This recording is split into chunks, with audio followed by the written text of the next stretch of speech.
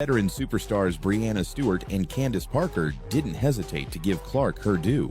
Parker, who has been a face of the league for years, stated that Clark wasn't just helping the WNBA. She was changing the game of basketball, period. I think that's what she's done for the game, you know, in general. I don't say women's basketball, I say the game of basketball, period.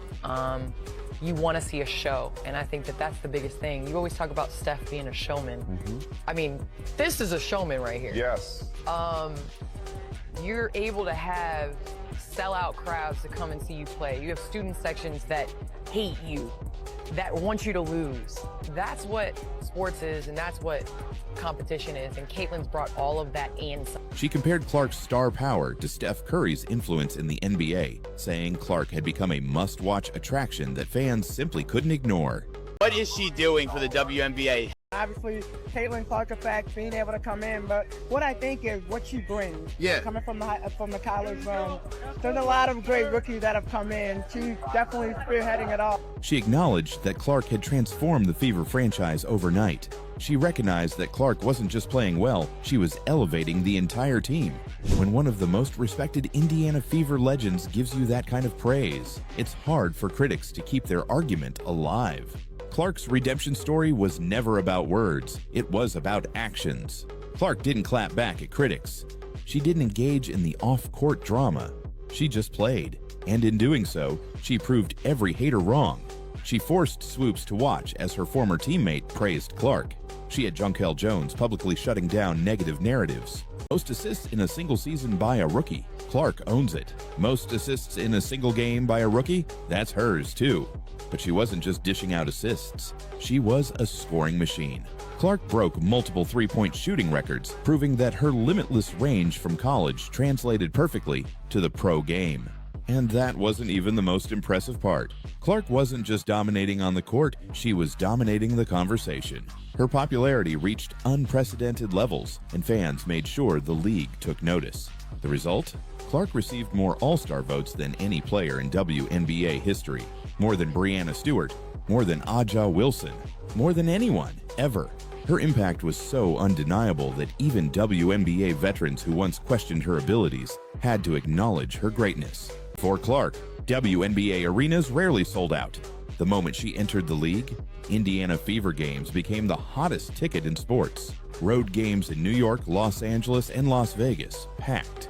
Even teams that never struggled to sell tickets, like the Chicago Sky and Phoenix Mercury, saw Clark-related attendance spikes. And it wasn't just in-person crowds, TV numbers skyrocketed too. The Indiana Fever's debut game shattered viewership records, pulling in millions of viewers, more than some NBA playoff games. ESPN, ABC, and CBS started prioritizing WNBA broadcasts like never before. Why? Because people were tuning in specifically to watch Clark play. On to Caitlin Clark and then use her as, like, I guess, like this fuel to be able to be the way that they want it to be. They want her to be the representation of their racism and you know, like their view on the world, and she's not like that. She stated plainly that Clark wasn't the player people tried to make her out to be. She was just a basketball star who deserved respect. Her words shifted the conversation, forcing people to separate Clark from the drama. And in doing so, Jones made it clear, Clark belongs in the WNBA, and no one can take that away from her. Tamika Catchings, the Indiana Fever legend, steps in. That's how many WNBA records Caitlin Clark rewrote in her first season alone. From assists to three-pointers to all-star votes, she didn't just make history, she erased the old records and built new ones in their place. But the real question is, how did she do it? Let's break down the numbers that even Clark's biggest critics can't argue with. When Caitlin Clark stepped onto the court for her WNBA debut, expectations were sky high. But instead of crumbling under the pressure, she thrived. Her playmaking ability was immediately on display, and it didn't take long for her to start shattering records. She was carrying the weight of an entire league's future on her shoulders. And if this full circle moment proves anything, it's that she's more than ready for the challenge. What will the league have in store for them when they get there? Look, SVP, reality is coming. Okay. You know, there's levels to this thing, and that's just life. We all went through it. Of course. And you see it on the NBA side, and you're going to see it on this side, where, you know, you look superhuman playing against 18-year-olds, but you're going to come with some grown women that have been playing professional basketball for a long time. Cheryl Swoops, a four-time WNBA champion and Hall of Famer, made it clear from the start she wasn't a Caitlin Clark believer. She questioned if Clark could handle the physicality of the WNBA. She suggested that Clark's popularity was overhyped. She even made backhanded comments about Clark's rise, implying that other players weren't getting enough credit. But then came Cynthia Cooper, one of Swoop's former teammates and the first ever WNBA MVP. Cooper publicly defended Clark, calling her one of the craftiest players she's ever seen. By mid-season, Taurasi's tone changed. Instead of talking about Clark's weaknesses, she was suddenly talking about Clark's work ethic, her ability to handle pressure, and her love for the game. Taurasi even went as far as to embrace Clark post-game, offering her respect in front of the cameras. This wasn't just a small moment, it was a complete reversal. But Taurasi wasn't the only MVP to admit Clark was the real deal. Lisa Leslie made headlines when she publicly stated that Caitlin Clark and Angel Reese should share the Rookie of the Year award. From Cheryl Swoops questioning her toughness to Jonquel Jones shutting down false narratives. Be careful when you say like the Fever fans, because I don't think it's the Fever fans. I think it's the people that wanted Caitlin Clark to be a certain type of way and they thought that she would. And so they became Caitlin Clark fans, assuming that. And then they realized like, oh no, she's actually not racist. Caitlin Clark's rookie season wasn't just about breaking records. It was about silencing doubters. So how did Clark flip the script and force even her biggest critics to respect her? Let's break it all down. Clark didn't just win over fans, she forced WNBA legends to reevaluate their beliefs. Brought that noise.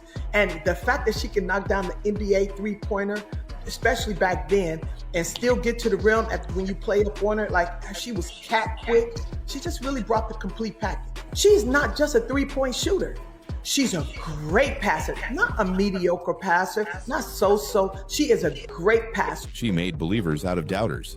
And the best part? She's just getting started. She's pulling in endorsement deals at an unprecedented rate, becoming the most marketable WNBA player of all time.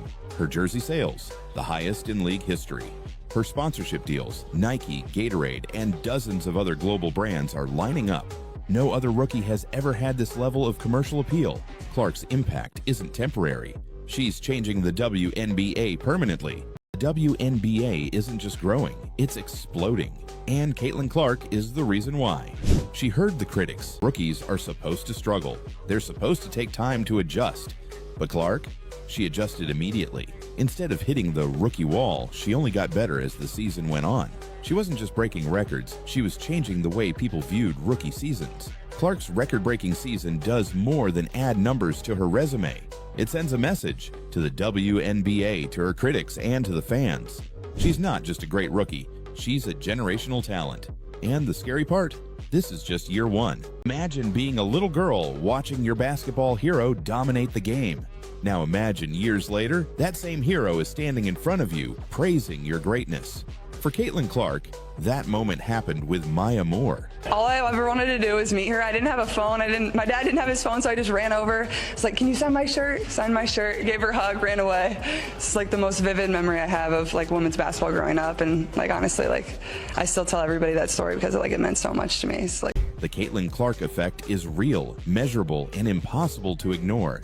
For Caitlin Clark, the WNBA was growing, slowly. After Caitlin Clark, it exploded.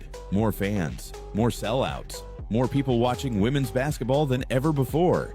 And the numbers don't lie. Clark isn't just a player, she's a phenomenon. So how exactly did she turn the WNBA into must-watch television? Let's break it all down. She's changing the WNBA permanently. More fans are watching, more kids are picking up a basketball, more companies are investing. And this is just her first year. What happens when Clark wins championships? What happens when she becomes an even bigger star? The WNBA isn't just growing, it's exploding. And Caitlin Clark is the reason why. She heard the critics.